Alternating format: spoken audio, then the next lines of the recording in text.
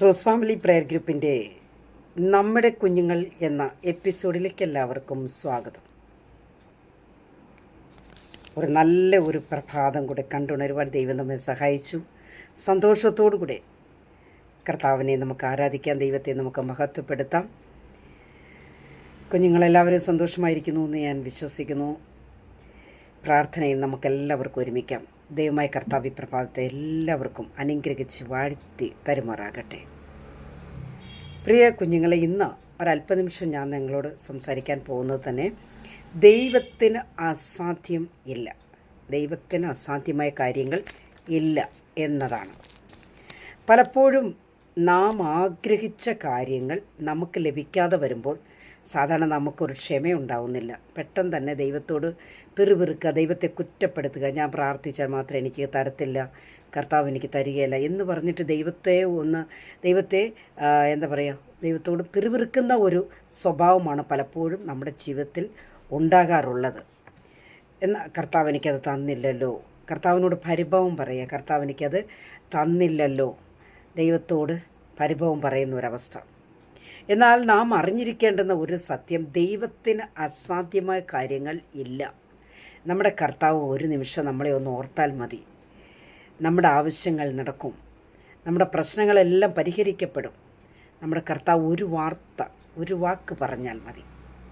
അപ്പോൾ അതുകൊണ്ട് കുഞ്ഞുങ്ങളായിരിക്കുന്ന എല്ലാവരും എന്തു ചെയ്യണം? ദൈവസന്നിധിയിൽ ക്ഷമയോടുകൂടി കാത്തിരിക്കണം. കർത്താവ് നമുക്ക് വേണ്ടി ചെയ്യും. എൻ്റെ അപ്പൻ അത് ചെയ്യും, എൻ്റെ അപ്പൻ അത്ഭുത മന്ത്രിയാണ്, എൻ്റെ അപ്പൻ അത് കഴിയും, എൻ്റെ ദൈവത്തിന് അസാധ്യമായ കാര്യങ്ങളില്ല എന്ന് നാം എന്തു ചെയ്യണം? ആണിത്തരമായി നമ്മൾ ഉറച്ചു വിശ്വസിക്കണം. എങ്കിൽ മാത്രമേ നമ്മുടെ കാര്യങ്ങൾ കർത്താവ് നടത്തി തരികയുള്ളൂ. അവിശ്വാസത്തോടു കൂടി ദൈവസന്നിധിയിൽ വന്നാൽ നിശ്ചയമായും നടക്കത്തില്ല. അതുകൊണ്ട് വിശ്വസിക്കണം. നമ്മൾ എന്തു ചെയ്യണം? ഒട്ടും തന്നെ കുറവില്ലാതെ പൂർണ്ണമായിട്ടും നമ്മൾ ദൈവത്തെ നമ്മൾ വിശ്വസിക്കണം. പിന്നെ നമ്മുടെ കർത്താവാരാ? അത്ഭുത മന്ത്രിയല്ലേ? അപ്പോൾ അത്ഭുത മന്ത്രിയുടെ അരികിലേക്കാണ് നമ്മൾ വരുന്നത് തന്നെ. ഇപ്പം നമുക്ക് ഇന്ന് തിരുവചനത്തിലൂടെ ഒരു ചെറിയ ചിന്ത അല്പനിമിഷം നമുക്കൊന്ന് ആഴമായി ചിന്തിക്കാം. അത് നമ്മുടെ ആത്മീക ജീവിതത്തിന് നമുക്കത് അനുഗ്രഹവും നന്മയുമായി മാറും. അപ്പോൾ എല്ലാവരും ശ്രദ്ധിക്കുക. യോഹന്നാൻ്റെ സുവിശേഷത്തിലേക്ക് നിങ്ങളെല്ലാവരും 11-ാം അധ്യായത്തിലേക്ക് ക്ഷണിക്കുകയാണ്. അവിടെ നാം കാണുന്നത് ബെഥാനിയയിലെ കുടുംബത്തെക്കുറിച്ചാണ്. ബെഥാനിയയിലെ കുടുംബത്തെക്കുറിച്ച് എല്ലാവർക്കും അറിയാം. ലാസറിൻ്റെ ഭവനമാണത്. ലാസറിന് 2 സഹോദരിമാരാണ്, മാർത്തയും മറിയയും. എങ്ങനെ 2 സഹോദരിമാരടങ്ങുന്ന ലാസറിൻ്റെ കുടുംബമാണ്. അപ്പോൾ ഈ ലാസറിൻ്റെ കുടുംബമായിട്ട് ദൈവത്തിന് വലിയൊരു ബന്ധമുണ്ടെന്ന് വെച്ചാൽ കർത്താവ് എപ്പോഴും അവിടെ വന്നു പോകുന്ന ഒരു കുടുംബമാണ്, വളരെയധികം ബന്ധമുള്ള കുടുംബമാണ്. അപ്പോൾ തന്നെ കർത്താവ് പറഞ്ഞിട്ടുണ്ട്, എൻ്റെ സ്നേഹിതൻ. ലാസറിനെ എങ്ങനെയാണ് പറഞ്ഞത്? എൻ്റെ സ്നേഹിതൻ എന്നാണ് കർത്താവ് പറഞ്ഞത് തന്നെ. അപ്പോൾ ഇവിടെ നമുക്ക് കാണുവാനായിട്ട് കഴിയുന്നത്, പെട്ടെന്ന് തന്നെ ലാസറിന് രോഗം ബാധിച്ചു. എന്ത് ചെയ്തു? ലാസറിന് രോഗമുണ്ടായല്ലോ. ലാസറിന് രോഗം ബാധിച്ചപ്പോൾ തന്നെ സഹോദരിമാർ യേശു കർത്താവിനെ ഈ വിവരം അറിയിച്ചിട്ടുണ്ട്. അന്നത്തെ ലോകത്ത് ഈ മെസ്സേജുകളൊക്കെ ഉണ്ടോ അത് നമുക്കറിയില്ല. പക്ഷേ ഇന്നാണെങ്കിൽ എത്രയോ മെസ്സേജുകൾ സെൻഡ് ചെയ്യാനായിട്ട് എന്തുമാത്രം ഓപ്ഷനുകളുണ്ടല്ലേ.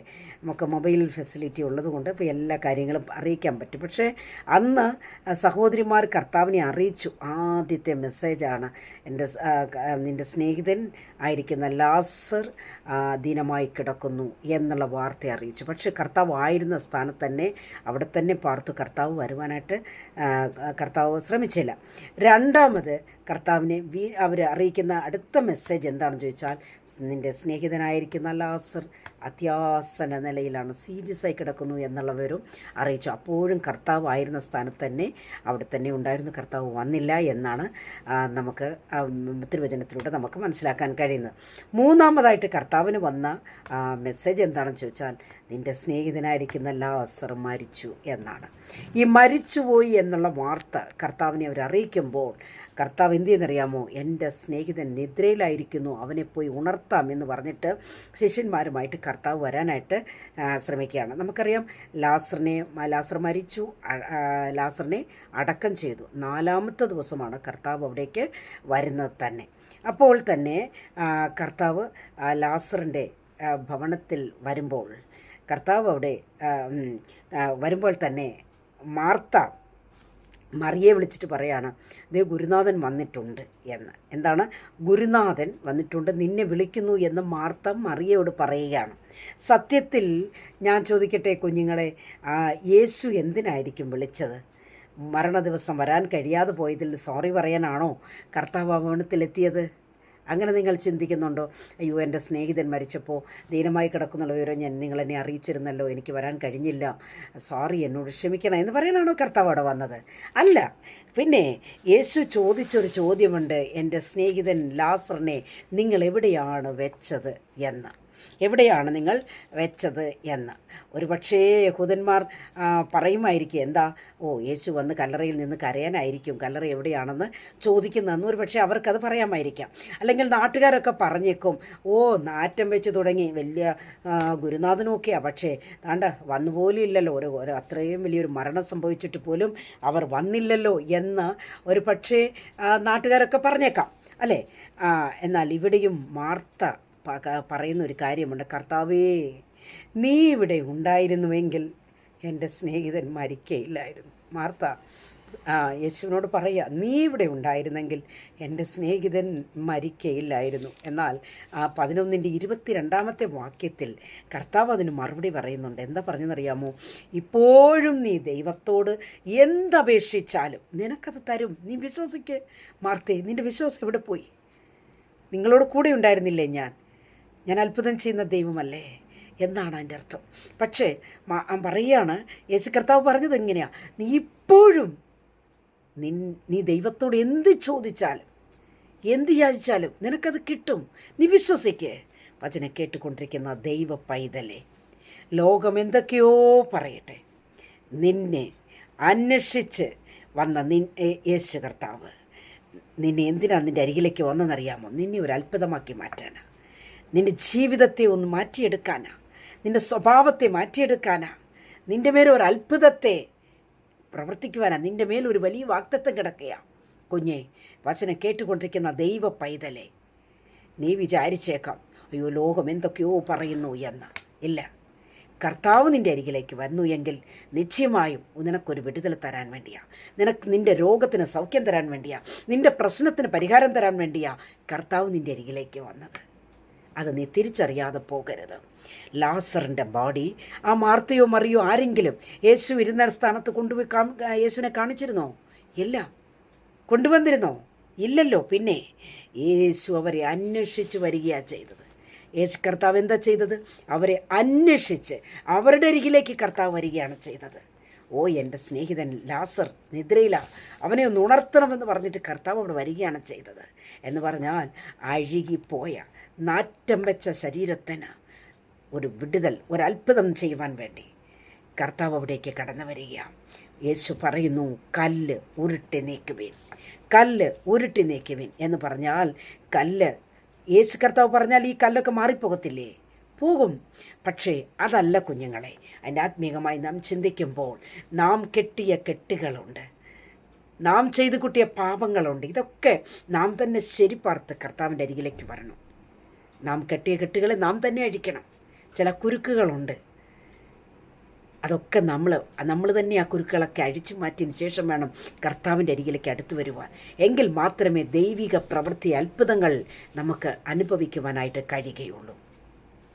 ആകയാൽ നാം ഉരുട്ടി വെച്ച കല്ല് നാം തന്നെ എന്ത് ചെയ്യണം? നീക്കിക്കളയണം. എങ്കിൽ മാത്രമേ ദൈവപ്രവൃത്തിക്ക് സാധ്യതയുണ്ടാവുകയുള്ളൂ.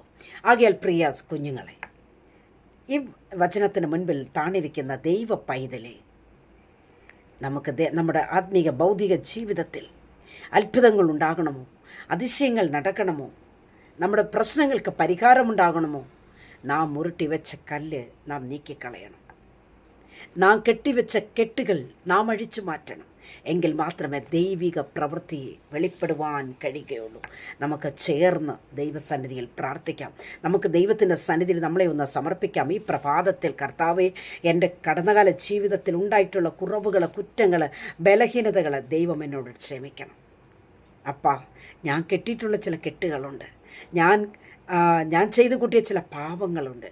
അപ്പൻ എന്നോട് ക്ഷമിക്കണമേ എന്ന് ദൈവത്തിൻ്റെ സന്നിധിയിൽ നിരപ്പ് പ്രാപിച്ചിട്ട് കർത്താവിൻ്റെ സന്നിധിയിലേക്ക് നാം അടുത്ത് വരുന്നുവെങ്കിൽ നമ്മെ അന്വേഷിച്ച് വരുന്നൊരു കർത്താവുണ്ട്. അസാധ്യങ്ങളെ സാധ്യമാക്കുന്ന ഒരു ദൈവമുണ്ട്.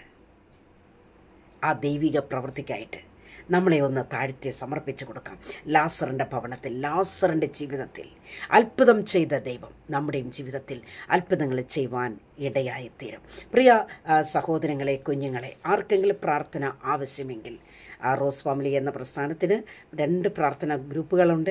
ഈ പ്രാർത്ഥനാ ഗ്രൂപ്പിൽ എനി ടൈം ദൈവമക്കൾ പ്രാർത്ഥിക്കുന്ന, ഇന്ത്യക്ക് പുറത്തുനിന്നും അകത്തുനിന്നും ഒക്കെ പ്രാർത്ഥനാ വിഷയങ്ങൾ വരുന്ന ഒരു വലിയ പ്രാർത്ഥനാ ഗ്രൂപ്പാണ്. ഈ ഗ്രൂപ്പിൽ നിങ്ങൾക്ക് ചേരുവാനായിട്ട് സാധിക്കും. നിങ്ങളുടെ ഫോൺ നമ്പറുകൾ ഞങ്ങളുടെ കമൻറ്റ് ബോക്സിൽ നിങ്ങൾ ഇടുക. നിങ്ങളുടെ വിഷയങ്ങൾ അറിയിച്ചാൽ നിങ്ങൾക്ക് വേണ്ടി പ്രാർത്ഥിക്കുവാൻ ഏത് സമയവും ഞങ്ങളുടെ പ്രാർത്ഥന സഹകാരികൾ അതിന് ഒരുക്കമുള്ളവരാണ് എന്നതും അറിയിക്കുന്നു. പ്രിയ സഹോദരങ്ങളെ, ദൈവത്തിന് അസാധ്യമായ കാര്യങ്ങളില്ല. വിഷയങ്ങൾ ഏതു തന്നെയായിരുന്നാലും നിങ്ങൾ നിരാശപ്പെടേണ്ട, ദുഃഖിക്കേണ്ട ആവശ്യമില്ല. കർത്താവിന് കഴിയുമെന്നേ. ദൈവത്തിൻ്റെ സന്നിധിയിൽ ഒന്ന് സമർപ്പിച്ചു കൊടുക്കുക. ജീവിതത്തിൽ നിരാശയോടെ കഴിയുകയാണോ, ദുഃഖത്തോടെ കഴിയുകയാണോ, വേദനയോടെ കഴിയുകയാണോ, യേശു കർത്താവ് നമ്മുടെ കൂടെയുണ്ട്. നമ്മളെ സഹായിക്കുന്നവൻ, നമ്മളെ വിടുവിക്കുവാൻ, നമ്മളെ ആശ്വസിപ്പിക്കുന്ന, നമ്മളെ കരുതുന്നവർ കർത്താവിൻ്റെ സന്നിധിയിലാണ് നിങ്ങളും ഞാനും വന്നെത്തിയിരിക്കുന്നത്. ആകെ ലാസറിന് അത്ഭുതം ചെയ്ത ദൈവം നമ്മുടെയും ജീവിതത്തിൽ അത്ഭുതം ചെയ്യുവാൻ ഇടയായിത്തീരും. ഈ വചനങ്ങളാൽ ദൈവമായ കർത്താവ് നമ്മളെ എല്ലാവരെയും അനുഗ്രഹിച്ച് മാനിക്കുമാറാകട്ടെ. God bless you all.